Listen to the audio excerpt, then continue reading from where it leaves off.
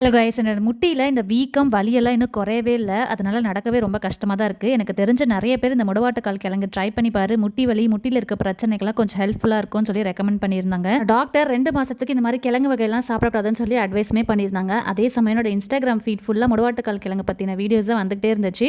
அதுலயுமே நெறைய பேர் வந்து இது 4000 பிரச்சனைய சரி பண்ணக்கூடிய அளவுக்கு பவர் இருக்கு இந்த கிழங்குக்கு அப்படின்லாம் போட்டிருந்தாங்க. சின்ன முட்டி வலி பிரச்சனை சரி பண்ணாதான் என்ன, சரி ட்ரை பண்ணி பார்க்கலாம் அப்படின்னு சொல்லிட்டு எனக்கு தெரிஞ்சவங்க ஒருத்தவங்க கொல்லிமலைக்கு போயிருந்தாங்க. அவங்க கிட்ட சொல்லி முடவாட்டு கிழங்கு 1 கேஜி வாங்கிட்டு வர சொல்லியிருந்தோம். ஜஸ்ட் ₹100 தான். இதை செய்யறதுமே ரொம்ப ரொம்ப ஈஸி தான். முதல்ல முடவாட்டு கிழங்கோட தோலை சீவி சின்ன சின்னதாக சாப் பண்ணி எடுத்துக்கணும். அது கூட 10 சின்ன வெங்காயம், ஒரு பச்சை மிளகாய், கொஞ்சம் இஞ்சி, கொஞ்சம் பூண்டு, 10 மிளகு, 1/2 ஸ்பூன் சீரகம், கொஞ்சம் கருவேப்பிலை எல்லாம் சேர்த்து நம்ம சாப் பண்ணி வச்சிருந்த கிழங்கையும் போட்டு கொஞ்சமாக தண்ணி ஊற்றி நல்லா அரைச்சி எடுத்துக்கணும். அதுக்கப்புறம் ஒரு பாத்திரத்தில் கொஞ்சமாக எண்ணெய் ஊற்றி பட்டை லவங்கம்லாம் போட்டுட்டு அரைச்சி வச்சிருந்த பேஸ்ட்டையும் சேர்த்து அதில் 3 மடங்கு தண்ணி ஊற்றி ஸ்லோ ஃப்ளேமில் பாதி சுண்டி வர அளவுக்கு கொதிக்க விடணும்.